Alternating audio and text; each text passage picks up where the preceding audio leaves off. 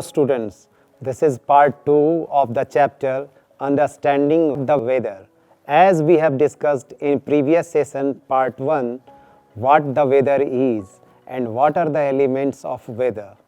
Do you know, from early times humans have closely observed nature and learned to read the signals to forecast the weather, like observing birds flying low, ants carrying eggs, squirrels gathering nuts, frogs croaking loudly, or even the opening and closing of pine cones. They provide valuable information about coming rain or storms. We can say they are weather detectives. This knowledge has been passed down from generation to generation. Even today, we use traditional ways to predict the weather. To predict more precisely about the weather, weather scientists have studied hard. Weather scientists are called meteorologists, and systematic study of weather is called meteorology. It studies about weather forecasting. How do they do it? Whether they guess or they have some gadgets to observe and record. You might have seen or used thermometer and heard that, oh, he or she is having fever of 104 degree Fahrenheit or some more or less. It is feeling hot. Today's temperature is 38 degrees Celsius. It means we have different unit to measure temperature like Celsius and Fahrenheit. Dear students, do you know nature gives us hints before every change in weather. If we measure these hints carefully, we can forecast which type of weather is coming. For this, we have several instruments like thermometer, rain gauge, barometer, anemometer, and hygrometer. Thermometer measures temperature when it rises. The air is heating up, and when it falls, the air is cooling. We have several types of thermometers. Some simply measures the temperature of immediate surroundings, while others record maximum and minimum temperature during a day, through which we can ascertain range of temperature, that is difference between maximum and minimum temperature. You can find average daily temperature too. You might have heard the news that a particular place received 30 mm of rainfall in a day. Then certainly someone would have measured with an instrument.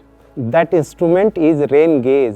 When it rains, then water falls into a funnel and is collected in a cylinder. A scale is attached to the cylinder to measure. You can make on your own. Place your own rain gauge in your vicinity. Put it in an open area on flat surface so that it may not be obstructed by any kind of obstructions. You can measure the amount of water collected in it through the scale. Now, do you think that air has weight? Guess. Yes, the pressure exerted by the weight of the air above and around us can be referred as atmospheric pressure. It can also be said that the weight of all the air bubbles pressuring down is called an atmospheric pressure. The atmospheric pressure is higher near the sea coast and lower as we go higher up to the mountains. You may have experienced when you climb a mountain, you feel exhausted. There may be the reasons that you are tired, but at the same time you have less oxygen to breathe in as air gets thinner than in the plain below. The atmospheric pressure may vary in plain, also sometimes it may be high or sometimes low. High pressure usually means clear skies, while low pressure suggests rain or storms are coming. How do we measure atmospheric pressure? To measure the atmospheric pressure, we have an instrument that is barometer, and the unit it is measured is millibar. The normal atmospheric pressure at the sea coast is around 1013 millibar. Now we will discuss about an important element of weather, that is wind. Wind is the movement of air from areas of high pressure to low pressure. Its direction and speed help us in weather forecasting. Just imagine, you are standing outside, feeling the wind on your face, but how can you know how fast it is blowing and what is its direction? To know the direction, we have an instrument, that is wind vane. You can see at airport on the tarmac. A wind vane has rotating arms with a pointer at one end and a tail at the other. When the wind blows, the tail is pushed and the pointer turns in the direction of the wind. Now, here comes an anemometer to measure the speed of the wind. It looks like a toy with tiny cups attached to arms on a vertical shaft or stick. When the wind blows, the cups spin around like a merry-go-round. The stronger the wind, the faster the rotation is. By counting the numbers of spins in a certain period of time, we can calculate the speed of the wind in kilometer per hour. Dear students, have you ever felt hot and sweaty even when you haven't run or played? You may have felt sticky and sweaty on a rainy day even when it is not raining.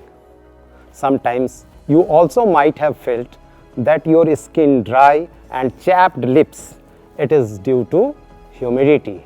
Humidity is the amount of invisible water vapor floating around us in the air. When there is a lot of it, we feel damp and sticky. When there is little, the air feels dry and fresh. Now, humidity of the air is measured as relative humidity. Air that could contain absolutely no water vapor is rated as 0%, which is not possible in general condition. While air contains as much water as it can hold is saturated air, it will have a humidity of 100%. In general, dry weather has a relative humidity between 20% to 40%, while humid weather usually falls between 60% to 80%. But how do we measure such numbers? Meteorologists use a special instrument called hygrometer. These instruments like thermometer, rain gauge, barometer, anemometer and hygrometer help us in detecting the elements of weather at a particular place and time. When these all instruments are put together, a weather station is formed. Reading of all the instruments are taken at a regular interval and it helps us in forecasting the weather.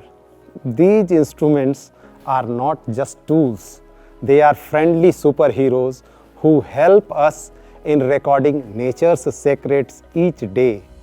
In this era of automation, we have automated weather station which has self-operated system that uses various sensors to measure and record weather data such as temperature, humidity, wind speed and direction, precipitation and atmospheric pressure. Such stations are widely used in fields like agriculture, aviation, environment monitoring and so on.